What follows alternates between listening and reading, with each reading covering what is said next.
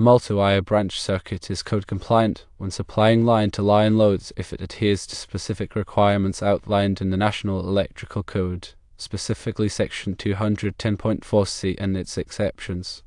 Section 210.4c generally dictates that multi-wire branch circuits should only supply line-to-neutral loads. However, exception number 2 provides an allowance for line-to-line loads under certain conditions. Exception number 2 states that multi-wire branch circuits supplying only line-to-line loads are permitted where all conductors of the multi-wire branch circuit are the same size.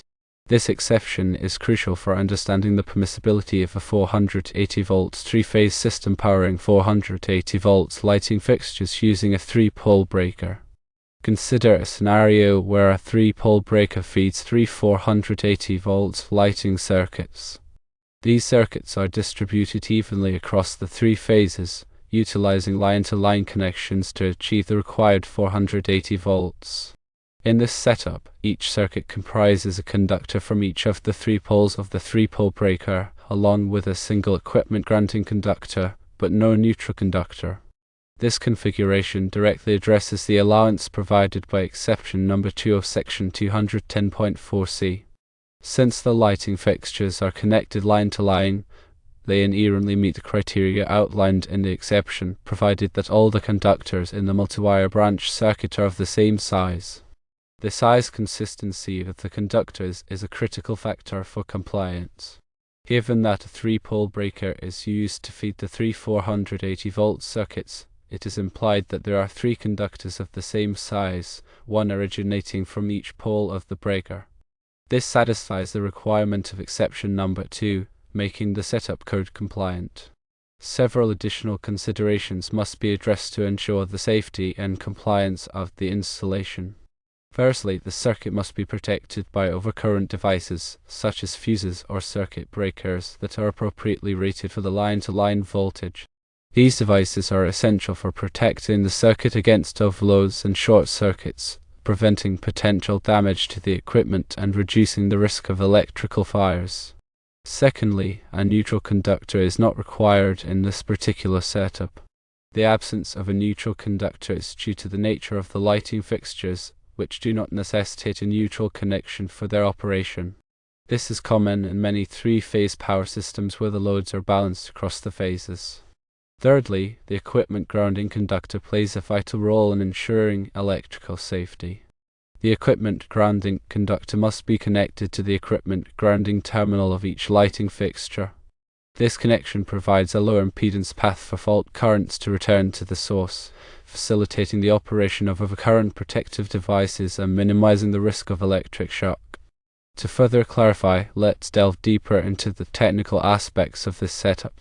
The 3-phase power system typically consists of 3 conductors, each carrying an alternating current that is 120 degrees out of phase with the other 2. This phase difference results in a balanced system where the instantaneous power delivered is relatively constant. When connecting 480 volts lighting fixtures line to line, each fixture is connected between 2 of these phases.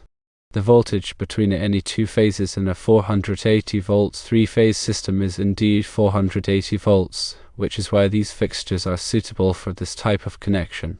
The selection of the appropriate conductor size is governed by several factors, including the ampacity of the conductors, the ambient temperature, and the installation conditions. The ampacity of a conductor refers to its current carrying capacity, which is the maximum amount of current that the conductor can safely carry without exceeding its temperature rating. The National Electrical Code provides tables, such as Table 310.15b16, that list the ampacities of various conductors based on their size and insulation type. When selecting the conductor size, it is essential to consider the load current of the lighting fixtures and apply any necessary adjustment or correction factors.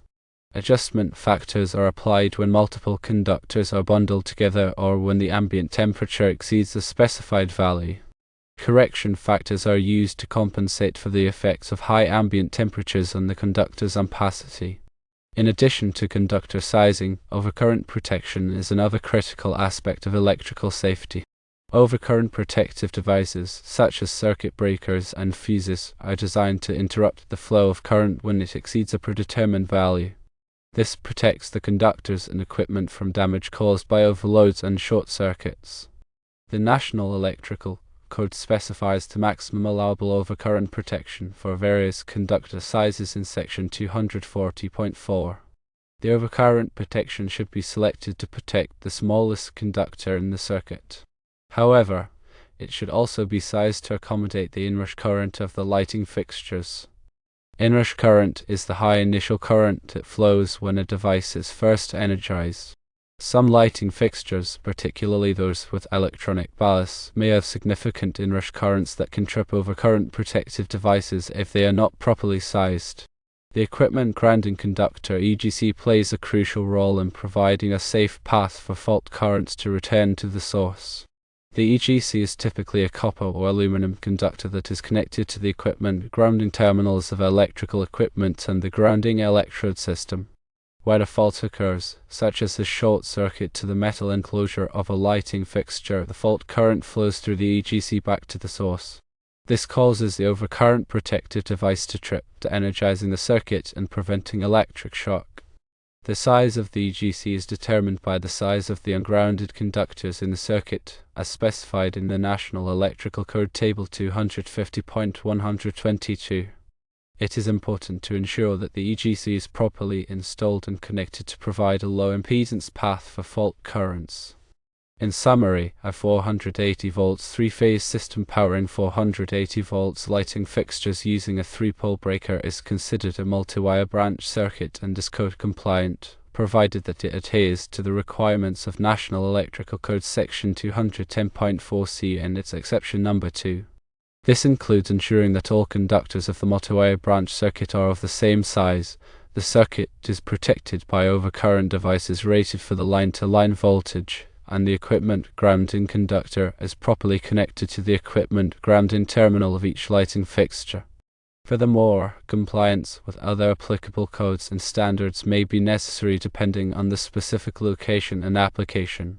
Consulting with a qualified electrical professional is always recommended to ensure that the installation is safe and meets all applicable requirements. Now, let's consider some practical examples to further illustrate the application of these principles. Firstly, consider a large warehouse that utilizes high bay lighting fixtures powered by a 480 volts three-phase system. These lighting fixtures are typically connected line to line, and each circuit is protected by a 3-pole circuit breaker. The conductors feeding the lighting fixtures are sized according to the load current and the ambient temperature, and the equipment grounding conductor is connected to the metal enclosure of each fixture. Secondly, imagine a manufacturing facility that uses machine tools and other industrial equipment powered by a 480 volts three-phase system. These machines may have various line-to-line loads, such as motors and heating elements, that are supplied by multi-wire branch circuits. The conductors feeding these loads are sized according to the equipment's power requirements, and the overcurrent protection is selected to protect the conductors and equipment from overloads and short circuits. The equipment grounding conductor is connected to the metal frame of each machine to provide a safe path for fault currents. Thirdly, consider a commercial building that utilizes a combination of lighting and receptacle circuits powered by a 480 volts three-phase system. The lighting circuits may be connected line to line, while the receptacle circuits may be connected line to neutral. The conductors feeding these circuits are sized according to the load requirements, and the overcurrent protection is selected to protect the conductors and equipment from overloads and short circuits. The equipment grounding conductor is connected to the metal enclosures of the lighting fixtures and receptacles to provide a safe path for fault current. These examples demonstrate the versatility and applicability of multi-wire branch circuits in a variety of settings. By understanding the principles outlined in the National Electrical Code and following best practices for electrical installation, it is possible to design and install safe and reliable electrical systems that meet the needs of various applications. It is important to note that the National Electrical Code is a complex and comprehensive document, and it is essential to stay up to date with the latest revisions and interpretations. The code is updated every 3 years, and it is important to consult the most recent edition to ensure compliance. Additionally, local codes and regulations may impose additional requirements that must be followed. In conclusion, the setup described, involving a 480 volts three-phase system powering 480 volts lighting fixtures via a 3-pole breaker, does qualify as a code-compliant multi-wire branch circuit under specific conditions. These conditions primarily revolve around adherence to exception number 2 of National Electrical Code section 210.4c, which permits line-to-line loads on multi-wire branch circuits provided all conductors are the same size. The absence of a neutral conductor is acceptable in this configuration, given that the lighting fixtures do not require it. The presence and proper connection of an equipment grounding conductor to each lighting fixture are crucial for safety. Appropriate overcurrent protection, rated for line-to-line voltage, is also mandatory. It's also vital to remember that practical application involves correctly sizing conductors per the load current, considering ambient temperature, and adhering to installation conditions as dictated by National Electrical Code tables such as 310.15b16.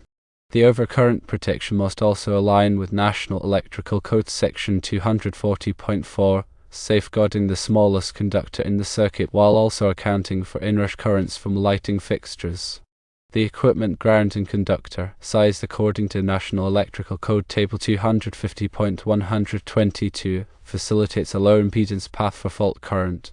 To reiterate, this setup is permissible, assuming strict adherence to National Electrical Code guidelines and considerations. This information is intended for educational purposes and should not substitute professional advice. Always consult a qualified electrician for electrical installations to ensure safety and compliance with all applicable codes and regulations. Moreover, it is important to consistently reference the most recent edition of the National Electrical Code, as well as local regulations, to ensure that all electrical work is up to code.